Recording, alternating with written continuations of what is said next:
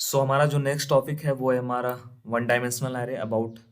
Array का introduction part, array का concept और एरे का एग्जांपल आपको अच्छी तरीके से क्लियर कर दिया गया था नेक्स्ट टॉपिक से पहले प्रीवियस टॉपिक में। आई होप आपने उसको फुल अच्छी तरीके से कॉन्सेंट्रेट किया था और उसके कॉन्सेप्ट को समझा था। और फिर भी कोई डाउट रहता है तो कमेंट बॉक्स में आप सभी के जो भी कमेंट्स आते हैं टीम जरूर से उसकी हेल्प करती है। जो हमारा नेक्स्ट टॉपिक था एंड कॉन्सेप्ट था वो था हमारा वन डायमेंशनल एरे के बारे में, जिसको हिंदी में बोलते हैं एक वीमी एरे। कभी कभी हिंदी में जो है वो ऐसे पूछ लिया जाता है एक वीमी एरे, तो सबको समझ में नहीं आता है, बट अगर उनको इंग्लिश में ही बता दिया जाता है वन डायमेंशनल एरे के बारे में आपको लिखना है तो वो इजिली वे में समझ जाते हैं। ठीक है, तो हिंदी और इंग्लिश दोनों आपको समझना चाहिए, जिससे आपको कुछ भी पूछा जाता है तो उसका मतलब पता रहे और आप उसको इजिली डिफाइन कर पाओ। ठीक है, तो अबाउट हम देखते हैं वन डायमेंशनल एरे या फिर हिंदी में कह लें एक वीमी एरे। तो ये क्या होता है? एक प्रकार का डेटा संरचना होता है जिसमें आप एक ही प्रकार के डेटा को संग्रहित कर सकते हैं, जो एक से अधिक आइटम्स को का समूह होता है और इन्हें एक ही नाम से संदर्भित किया जाता है। यह एक सीधा रूप में क्रमबद्ध सूची होता है जिसमें प्रत्येक आइटम का एक स्थान और स्थिति होती है। ठीक है, बस सब कुछ एरे का ही कॉन्सेप्ट है, क्योंकि ये एरे का ही तो पार्ट है, एरे का ही टाइप है वन डायमेंशनल एरे। तो सबसे पहले आपने एरे को समझ लिया होगा, तो वन डायमेंशनल एरे भी बहुत ही इजी है और आपको वो भी समझ में आ जाएगा। और ये उसी के कॉन्सेप्ट पे पूरा का पूरा आधारित है। ठीक है, और इसमें क्या होता है, बहुत ही इसमें one dimensional array and two dimensional array में बहुत ही छोटा सा एक नॉमिनल सा डिफरेंस है, और अगर आप उसको समझ लेते हो तो इन दोनों को आप डिफाइन कर सकते हो बहुत ही इजी वे में। तो एक बार फिर से आप डिफिनेशन में आपको समझा देता हूँ। वन डायमेंशनल एक क्या होता है? एरे एक प्रकार का डेटा संरचना होता है। डेटा संरचना मतलब डेटा स्ट्रक्चर, डेटा को क्या करना, स्ट्रक्चर के रूप में शो कराना। ठीक है, डेटा स्ट्रक्चर के अंतर्गत आता है, जिसमें हम एक ही प्रकार के डेटा को संग्रहित कर सकते हैं। वो ऑलरेडी आपको प्रीवियस कॉन्सेप्ट में समझाया गया था। एक ही प्रकार के डेटा क्या होते हैं, जैसे अगर कैरेक्टर है तो कैरेक्टर ही रहेगा, अगर उसका डाटा टाइप इंटीजर है तो इंटीजर ही रहेगा, अगर उसका डेटा टाइप फ्लोट है तो फ्लोट ही रहेगा। ठीक है, तो एक ही प्रकार का डाटा टाइप जो रहेगा वो हम लोग स्टोर कर सकते हैं, एक ही प्रकार के डेटा को। और जो एक से अधिक आइटम्स का समूह होता है, इसमें नंबर ऑफ आइटम्स कितने हो सकते हैं? एक से ज़्यादा हो सकते हैं। जैसे देखो, एक मार्क्स नाम का एक क्या किया गया है, एक एरे बनाया गया है जिसके अंदर, और देखो एरे जो होता है ना, उसको हम लोग इस वाले ब्रैकेट के अंतर्गत डिफाइन करते हैं, इसके अंतर्गत लिखते हैं। ठीक है, ऐसा नहीं कि इसको हम लोग इस ब्रैकेट में लिख देंगे तो ये गलत हो जाएगा। इसका जो फॉर्मेटिंग का वे है ये इस टाइप का रहना चाहिए। ठीक है, तो देखो यहाँ पे ये क्या है, एरे एक बनाया गया है और इसका जो डाटा टाइप है वो क्या है? इंटीजर है। कैसे आपको पता? क्योंकि इसमें जितने भी वैल्यू है सब क्या है? नंबर है। ठीक है, अब इसमें देखो क्या कहा गया है कि इसमें एक से अधिक आइटम्स का समूह होता है। ठीक है, अब इसमें देखो नंबर ऑफ आइटम्स कितने हैं? 1 2 3 4 5। नंबर ऑफ आइटम्स कितने हैं? 5 हैं। ठीक है, तो एक से अधिक आइटम्स का ये समूह है, बिल्कुल है, और इन्हें एक ही नाम से संदर्भित किया जा सकता है। इसको हम लोग मार्क्स के नाम से संदर्भ कर सकते हैं, बिल्कुल कर सकते हैं। ठीक है, यह एक सीधा रूप में क्रमबद्ध सूची होता है। ठीक है, ये तो मान लो अभी क्रम में नहीं है, बट इसको क्रम में कर दिया जाएगा तो ये क्या हो जाएगा? ये एक सिस्टमैटिक आइटम्स का कलेक्शन हो जाएगा, जिसमें प्रत्येक आइटम का एक स्थान और स्थिति होता है। अब ये जो पॉइंट है ये बहुत ही इंपॉर्टेंट है। कैसे इंपॉर्टेंट है? इसमें प्रत्येक आइटम का एक स्थान और स्थिति होता है। आइटम मतलब इंग्लिश में इसको समझते हैं एलिमेंट्स। ठीक है, तो इसमें जितने भी एरे में जितने भी एलिमेंट्स आपको देखने को मिलेंगे, कहीं पर भी किसी भी एरे में सभी एलिमेंट्स का एक पोजीशन होता है। और वो पोजीशन हम लोग कैसे डिक्लेयर करते हैं वो ऑलरेडी हमने आपको प्रीवियस लेक्चर में भी बताया था और इसमें भी बता दे रहा हूँ। जैसे 85 है, इसको हम लोग कैसे डिफाइन करें? इसका पोजीशन क्या है? इसका इस एलिमेंट का पोजीशन है 0। 90 जो हमारा एलिमेंट्स है इसका पोजीशन है 1। 78 का पोजीशन है 2। 92 का पोजीशन कितना है? 3। और उसके बाद 88 का पोजीशन है 4। अब अगर हमको कॉल करना है 4 वाली वैल्यू को, तो हम लोग कैसे कॉल कर सकते हैं? सबसे पहले हम लिखेंगे मार्क्स, जो हमारा एरे है उसका नाम लिखेंगे, फिर उसके बाद हम जो इसका एलिमेंट्स का पोजीशन है उसको कॉल करेंगे मार्क्स 4। तो यहाँ पे हमको क्या मिल जाएगा 88।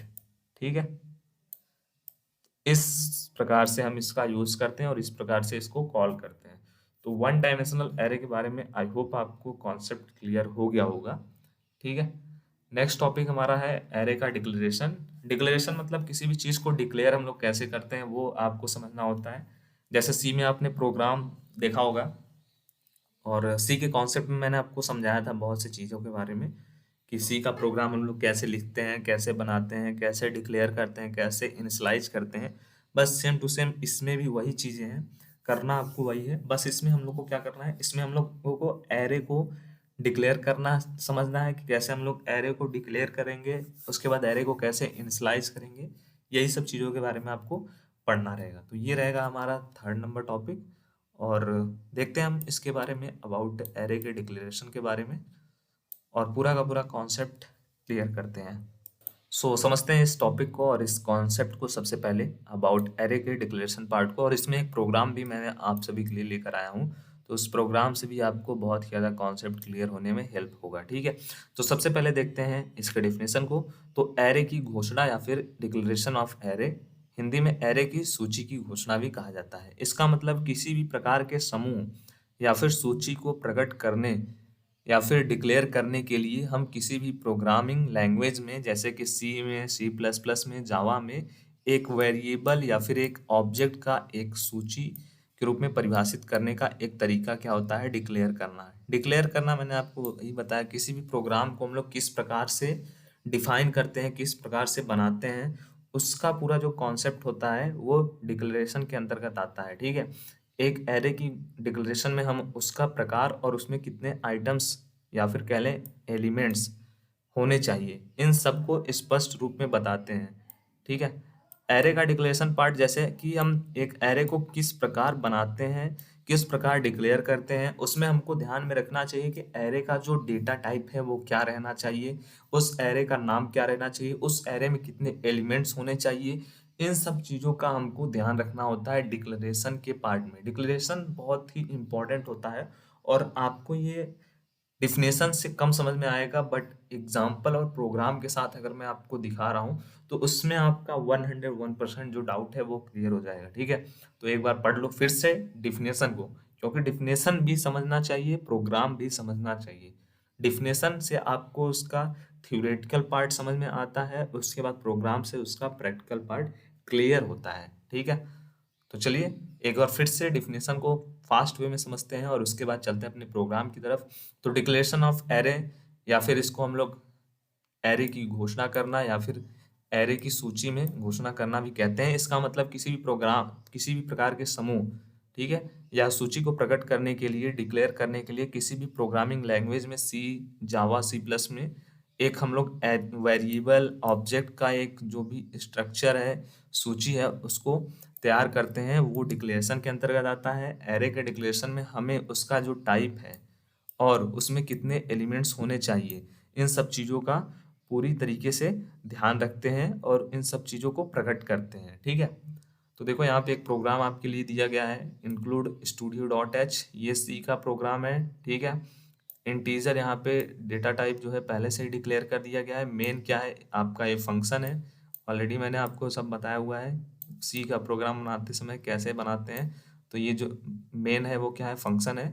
उसके बाद देखो यहाँ पे हम लोग क्या कर रहे हैं, डिक्लेरेशन का जो पार्ट है वो यहाँ पे स्टार्ट हो रहा है। देखो यहाँ पे इंट डेटा का जो हमारा डेटा टाइप है वो क्या है, पहले से ही हमने बता दिया, इंटीजर है। इंट, इंट का मतलब इंटीजर। ठीक है, या फिर इसको हम लोग समझने के रूप में इसको, इसमें क्या रहता है, कलेक्शन ऑफ नंबर का कलेक्शन रहता है। ठीक है, उसके बाद हमने जो एरे का नाम है वो क्या दे दिया है, नंबर्स दे दिया है। एरे का नाम हमने क्या दिया है, नंबर्स दे दिया है। कैसे आपको समझ में आया यहाँ पे एरे का नाम नंबर्स है, क्योंकि देखो यहाँ पे नंबर्स है, उसके बाद ये वाला ब्रैकेट है और उसके अंतर्गत 5 है। ठीक है, अब इसका मतलब ये है कि इसमें नंबर ऑफ जो एलिमेंट्स हैं वो 5 रहने वाले हैं। पहले से ही हमने डिक्लेयर कर दिया है कि नंबर ऑफ एलिमेंट्स 5 रहेंगे और ये जो एलिमेंट्स की डेटा टाइप रहेंगे या फिर टाइप रहेंगे वो क्या रहेंगे, इंटीजर रहेंगी। जो वैल्यू हमको इसके अंदर मिलेगा उसका जो टाइप रहेगा वो क्या रहेगा, इंटीजर रहेगा, मतलब नंबर रहेगा। ठीक है, अब उसके बाद देखो, अब हम उसको क्या करेंगे, यहाँ पे बता दिए गए, यहाँ पे एक नंबर आधारित आकार की सारणी है जिसमें 5 पूर्णांकों को स्टोर करने की क्षमता है। ठीक है, तो जो हमारा फर्स्ट यहाँ पे दे दिया है हमने एरे 0 का जो हमने वैल्यू दिया है वो 10 दिया है।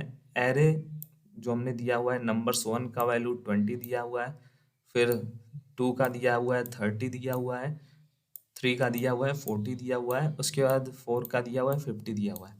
अब देखो ये जो हमारा एलिमेंट्स का जो पोजीशन है वो स्टार्ट कहाँ से होता है, एरे के जो एलिमेंट्स होते हैं उनका पोजीशन 0 से स्टार्ट होता है। तो 0 पे हमने रखा हुआ है, 0 पोजीशन पे 10 वैल्यू को, फिर 1 पे 20 को रखा हुआ है, फिर 30 को रखा हुआ है।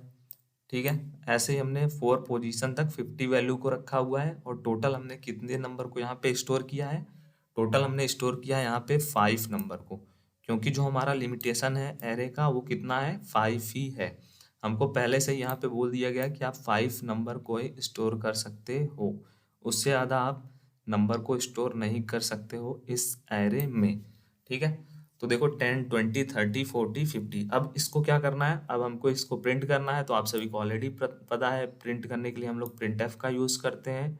ठीक है, उसके बाद हमने एक मैसेज प्रिंट किया, पहला मान, और उसके बाद %d/n, जैसे वो जिससे वो क्या होगा, न्यू लाइन में प्रिंट होगा, और यहाँ पे हमने दे दिया वैल्यू नंबर्स, और उसके बाद 0, पोजीशन हमने दे दिया है 0। ठीक है, अब इससे हमको क्या फ़ायदा होगा, हमने इस एरे को, जो हमारा 0 पोजीशन वाला एरे है उसको हमने कॉल किया, तो हमें नंबर यहाँ पे क्या मिलेगा, नंबर हमको यहाँ पे जो हमारा वैल्यू मिलेगा वो 10 मिलेगा। क्यों 10 मिलेगा, उसका रीजन क्या है, जो हमारा नंबर्स नाम का हमने एरे बनाया है, और उसमें जो हमने पोजीशन 0 पे वैल्यू दिया है वो कितना दिया हुआ है, 10 दिया हुआ है। तो हम जब इसको प्रिंट कराएंगे तो यहाँ पे मिलेगा हमको पहला मान 10, फिर उसके बाद ऐसे ही सेकेंड वाला जब प्रिंट कराएंगे तो यहाँ पे दूसरा वैल्यू हमको क्या मिलेगा, 1 नंबर पे जो पोजीशन पे है वैल्यू 20, फिर थर्ड पे जो हमको तीसरा मान जो हमको मिलेगा वो क्या मिलेगा, जो दूसरे नंबर पोजीशन पे है वैल्यू, दूसरे नंबर पोजीशन पे है 30, फिर उसके बाद नेक्स्ट में 40, फिर उसके बाद यहाँ पे हमको मिलेगा 50। ठीक है, फिर उसके बाद हमने रिटर्न 0 दे दिया है, यहाँ पे हमारा प्रोग्राम क्या हो जाएगा, रिटर्न हो जाएगा मेन फंक्शन पे, और उसके बाद ये यहीं पे प्रोग्राम एंड हो जाएगा। तो इस प्रोग्राम को आई होप आप सभी ने एंजॉय किया होगा और अच्छे से समझा होगा, क्योंकि बहुत इजी प्रोग्राम मैंने आप सभी को बताया। इससे ज़्यादा इजी प्रोग्राम डिक्लेरेशन का आपको कहीं पर भी देखने को नहीं मिलेगा। बहुत ही इजी वे में कैसे आप डिक्लेयर करोगे, सबसे पहले हेडर फाइल है, ये तो प्रोग्राम बहुत ही इजी, आप लोगों ने अगर प्रोग्राम बनाया होगा तो समझ में आ गया होगा। यहाँ पे वैल्यू हमने डेटा टाइप का बताया है, फिर यहाँ पे मेन फंक्शन है, फिर उसके बाद यहाँ पे हमने डिक्लेयर कर दिया टोटल, जो एरे का हमने नाम दिया वो नंबर दिया हुआ है, एंड नंबर ऑफ एलिमेंट इसमें कितने रह सकते हैं, 5 दे सकते हैं, इसका लिमिटेशन हो गया। फिर उसके बाद यहाँ पे हमने उसको इनिशलाइज कर दिया, या फिर कहले डिक्लेयर कर दिया वैल्यू को, कि first number position 0 number position से लेकर के 4 नंबर पोजीशन तक टोटल 5 वैल्यू हो जाएंगे, और वहाँ पे वैल्यू कौन कौन से रहेंगे। फिर उसके बाद उसको प्रिंट कर दिया, प्रिंट करने के लिए हम प्रिंट एफ का यूज़ करते हैं, और उसके अंतर्गत हम मैसेज पास करते हैं, फिर %d और /n, जिससे वो न्यू लाइन में प्रिंट हो जाए। फिर उसके बाद हमने कॉल कर लिया नंबर्स 0 पोजीशन पे जो वैल्यू रहेगी वो यहाँ पे आ जाएगी, प्रिंट हो जाएगी। ठीक है, तो ये जो 2 टॉपिक थे, एरे का declaration part and 1 dimensional array के बारे में, आई होप आपको पूरा का पूरा क्लियर हो गया होगा। कल का जो लेक्चर था, मीन प्रीवियस लेक्चर में मैंने आपको एक एरे का छोटा सा एग्जांपल के साथ डिफिनेशन और एक छोटा सा इमेज के थ्रू जो है एग्जांपल भी समझाया था, जिसमें मैंने आपको एरे के एलिमेंट्स के बारे में बताया था। ठीक है, तो जो हमारा नेक्स्ट टॉपिक रहेगा वो रहेगा एरे के एलिमेंट्स के बारे में। तो जो आपको मैंने फर्स्ट लेक्चर में शॉर्ट में बताया था इन्फॉर्मेशन, वो आपको अब लॉन्ग में देखने को मिलेगा, कि एरे में एलिमेंट्स कैसे वर्क करते हैं, क्या होता है, विथ एग्जांपल विथ प्रोग्राम समझाऊंगा। तो कॉन्सेप्ट 101% क्लियर होना फिक्स है। ठीक है, तो ये जो टॉपिक हैं वो ऑलरेडी कंप्लीटेड हो गए हैं, और ये जो टॉपिक हैं वो भी नेक्स्ट लेक्चर में कवर हो जाएंगे। ठीक है, सो कोई भी डाउट है कमेंट करना, अपने दोस्तों के साथ शेयर करना है आप सभी को, जिससे उनका भी हेल्प हो जाए, एंड ऑलरेडी सब्सक्राइब करके ही रखा होगा, ठीक है। सो मिलता है नेक्स्ट वीडियो में, तब तक के लिए सभी को जय हिंद जय भारत, धन्यवाद।